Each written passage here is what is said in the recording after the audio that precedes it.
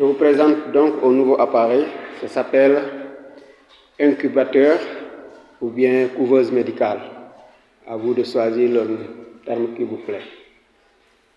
Il est de marque Medicor. Donc le modèle c'est Baby Life.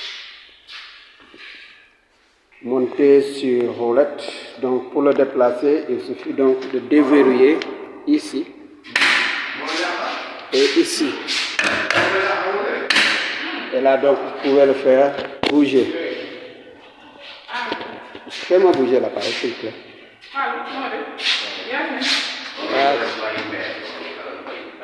Alors voilà, faites bouger. Voilà, tirez vers vous. Voilà, donc c'est comme ça que se déplace l'appareil. C'est bon, verrouillez à nouveau pour que ça se stabilise. Voilà, c'est comme ça qu'on le verrouille pour qu'une fois donc dans un premier cas, il faut donc s'assurer donc de l'alimentation au secteur. Ensuite, c'est par ce bouton qu'on allume. Une fois qu'on appuie là-dessus, donc vous aurez sur l'interface ici, il va donc se signaler. On va faire l'opération, vous allez voir. Donc j'appuie sur le bouton, vous entendez déjà le retentissement. Et maintenant après, vous avez vu donc ça s'allume. Et une fois que ça s'allume, il vous donne donc toutes les informations par rapport aux paramètres qui sont déjà préétablis. Là, vous avez donc e-skin qui est encadré, ça veut dire donc il est en mode contrôle avec la température du pot du bébé. Là, vous avez donc air qui n'est pas encadré, c'est-à-dire donc il n'est pas en contrôle avec air. Parce qu'il y a deux modes de contrôle. Vous pouvez contrôler avec la température du corps du bébé, comme vous pouvez contrôler avec la température de l'air ambiante dans l'habitacle. Alors, là, vous avez la température sur le corps du bébé, c'est-à-dire la température détectée par la sonde. Et là, vous avez la température détectée par la sonde de l'air ambiante. Là, vous avez donc l'humidité actuelle. Et le 50% que vous voyez ici, c'est le pré-réglage. C'est-à-dire donc l'humidité ne doit pas descendre au-dessous, c'est-à-dire ne doit pas être moins de 50%. Une fois l'humidité est à moins de 50%, l'appareil doit alerter. C'est comme c'est écrit ici, là où c'est écrit 735.0. Ça veut dire donc la température sur le corps du bébé doit être autour de 35 degrés. Et il doit réguler dans cette plage. Alors, pour faire les modifications, c'est-à-dire donc une fois que les médecins vous disent je ne veux pas de ces paramètres, qu'est-ce qu'il faut faire? Il suffit donc, voici les boutons de modification. Alors, dans un premier cas, sur ce bouton, on appuie là-dessus. Et vous voyez donc, il vous donne un tableau de modification avec des codes. Si vous n'avez pas le code, vous ne pouvez rien faire.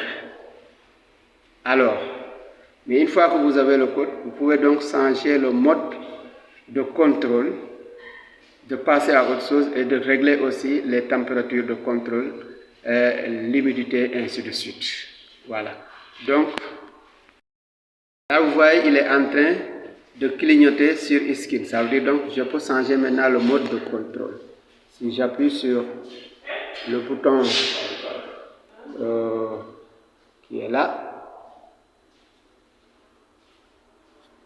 le bouton d'en haut, là donc il est passé maintenant en contrôle par air. Et si je sors, toujours par ce bouton, vous allez voir, je sors complètement.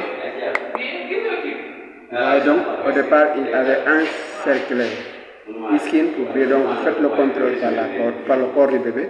Et maintenant c'est air qui est encadré, ça veut dire donc vous faites le contrôle par la température de l'air de l'habitacle. Et cette température doit être régulée autour de 33 parce que vous avez réglé 33. Alors, je vais retourner maintenant au mode e-skin et vous allez voir comment on va changer les valeurs prescrites. Alors, je me remets dans le bouton. Alors, je suis donc en mode air.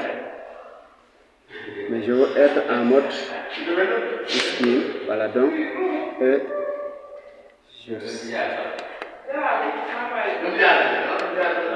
comme je suis en mode skin, donc je vais changer la valeur qui est préréglée à 35. Je le mets par exemple à 33.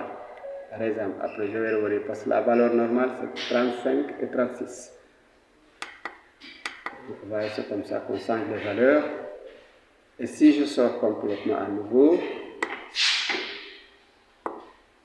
voilà, là donc je suis en skin avec une valeur de 34 préréglée. C'est comme ça donc qu'on manipule cet appareil. Vous avez plusieurs signaux aussi. Le signal d'alarme quand il y a une erreur. Et là, c'est quand le courant est coupé. Et là, quand il est en panne, il faut donc faire des préréglages. Et là, ça veut dire donc qu'il fonctionne avec l'électricité actuellement. Ce que vous voyez ici qui s'allume, ça veut dire donc la température préréglée n'est pas normale. Parce que vous voyez, j'ai demandé 34 et il est à 30. Il ne va pas signer, il ne va pas ronfler, mais il te dit ici, il est au chauffage de 35% de chauffage. Donc ça veut dire qu'il est en train de chauffer pour atteindre les 34 que je lui ai demandé.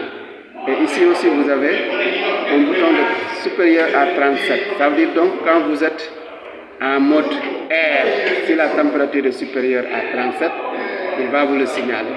Et là donc vous avez l'humidité.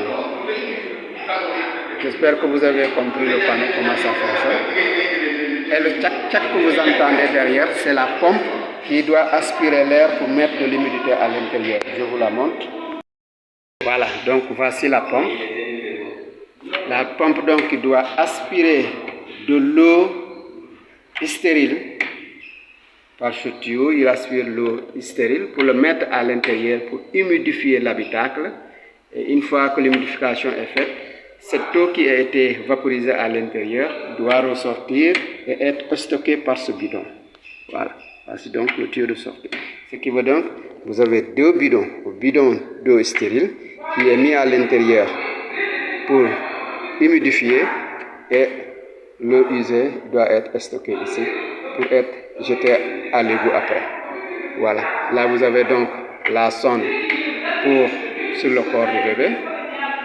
Et je dis que c'est un appareil qui a plusieurs options. Mais nous, le modèle que nous avons acheté seulement avec l'option d'une seule sonde. Vous pouvez avoir l'option avec une deuxième sonde, option avec SP2 et pour le réseau, ainsi de suite.